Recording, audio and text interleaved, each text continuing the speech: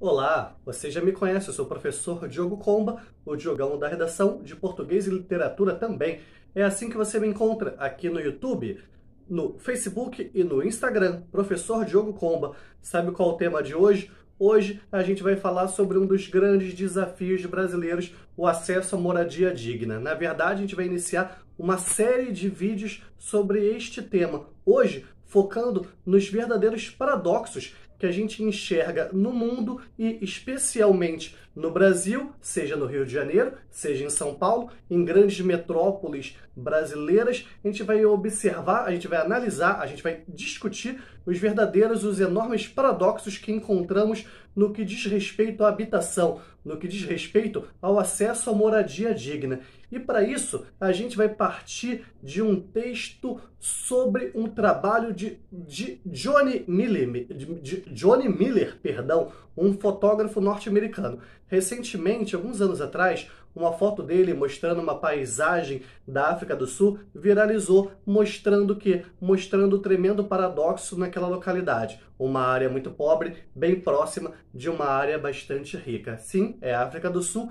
mas que guarda muitas semelhanças com o Brasil também. Seja Rio, como eu já comentei, seja São Paulo. Os dois estão no Brasil, óbvio, né? A gente já pode enxergar a partir daí como causa para essa disparidade, como causa para essa desigualdade, para esse paradoxo habitacional, o quê? Os processos de colonização desses dois países, África do Sul e Brasil, que foram bem parecidos, com uma elite se mantendo no poder durante bastante tempo, formando, assim, inúmeras classes marginalizadas sem acesso ao básico, certo? Se você observar mais uma vez essa imagem da África do Sul, que eu já comentei e vou colocar aqui, e diversas imagens do Rio de Janeiro ou de São Paulo, que são o nosso foco agora, a gente vai conseguir notar variadas, muitas semelhanças mesmo. E esses paradoxos podem ser encontrados onde mais, além do Rio de Janeiro, além de São Paulo, além do Brasil e da África do Sul. A gente pode notar algo parecido no México, a gente pode notar algo parecido na Índia também. Se você observou,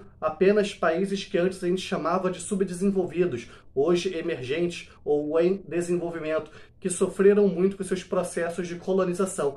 A gente nota processos de colonização esses baseados no quê? Baseados em inúmeros privilégios para uma classe dominante, uma minoria, enquanto a maioria ficava totalmente desassistida, certo?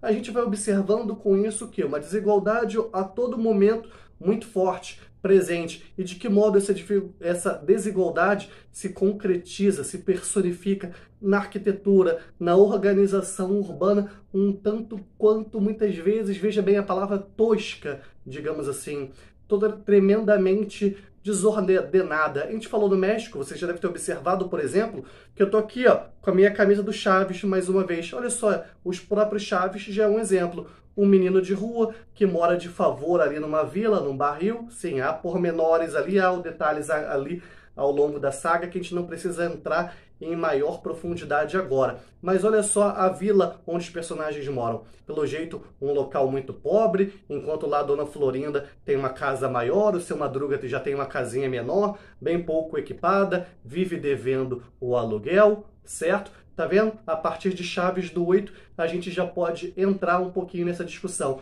Você poderia também recorrer a uma obra da literatura brasileira, do naturalismo brasileiro, O Cortiço, de Aloysio de Azevedo. Todas essas dicas que eu estou dando agora são para quê? São para você demonstrar conhecimento adquirido, algo que faz a sua nota na competência 2, tipo de texto / tema, subir, que também pode fazer a sua nota lá em coerência, competência 3, subir também. E de acordo com o modo que você vai organizando essas ideias ao longo do texto, você vai trabalhando o quê? A tessitura textual. Lembrando que o seu texto é praticamente um tecido que precisa de certo ordenamento para que fique um belo tecido, certo? Para que fique um tecido bem formatado, com perdão da metáfora. Continuando, né, a gente nota o quê? Que cada vez mais essa relação entre riqueza e pobreza está se tornando insustentável. E isso muitas vezes resulta no quê? Isso traz o quê? Ocasiona o quê? Tem quais consequências? A gente observa mudanças climáticas, a gente observa uma grande parte da sociedade sem acesso a serviços como educação, saúde, segurança. A gente nota índices de violência cada vez maiores. Isso nesses países todos que eu citei: Brasil, México, África do Sul, Índia. Você já deve ter visto, por exemplo, o filme Quem Quer Ser um Milionário. Tem uma favela gigantesca lá ao longo do filme. No Rio de Janeiro, por exemplo, se eu não me engano, cerca de 20% da população mora em favelas, certo? Mais à frente, em outros vídeos, eu trago maiores dados para a gente poder discutir e você, óbvio, já pode pesquisar algo a respeito também e trazer para a gente. E quais são as soluções? A gente pode pensar numa reforma tributária, numa reforma de tributos. Por quê? Observe o imposto de renda no Brasil. O imposto de renda no Brasil, se eu não me engano, a tabela 26,5% para todos. Isso para uma pessoa que ganha um pouco mais de um salário mínimo é uma porcentagem, é uma fração, é um pedaço muito grande. E para aqueles supermilionários? Por que o imposto não é um pouquinho maior para eles? Taxando os ricos, a gente pode fazer com que as camadas mais baixas tenham acesso a inúmeros serviços. A gente pode pensar na distribuição de bolsas mediante, por exemplo, a manter os filhos matriculados na escola, a manter os filhos e filhas vacinados, certo? Fazendo com que, assim, a nossa sociedade consiga, por exemplo, extinguir certas doenças, fazendo com que o índice de Gini seja trabalhado. Índice de Gini, estude isso em geografia. No próximo momento, a gente trabalha aqui num vídeo também. Pesquise isso e traga para a sua discussão, melhorando assim o IDH, o Índice de Desenvolvimento Humano no Brasil. Muitas vezes, isso tem que ser a força também. Estamos falando de luta de classes? Não estou mandando ninguém pegar um porrete por aí e instituir uma luta de classes no seu bairro, na sua rua, na sua cidade, no seu estado, de forma alguma. Mas a sociedade precisa cobrar por meio do voto, precisa cobrar a partir de ações individuais que resultem também em ações coletivas, certo? Sei que ao longo do vídeo a gente viu várias imagens do Rio de Janeiro, do México, da África do Sul, da Índia, de São Paulo também, algumas imagens muito chocantes, todas elas muito chocantes, mas que, digamos assim, Johnny Miller até comenta sobre isso, são imagens chocantes, são imagens muito fortes, mas que não deixam de ser bonitas também. Está presente ali a arte, mostra como uma fotografia é uma forma de arte que serve para denúncia social nesse caso, ok? Aguarde, em breve teremos mais vídeos dessa saga, Desafios Brasileiros, o ainda difícil acesso à moradia digna no Brasil, ok?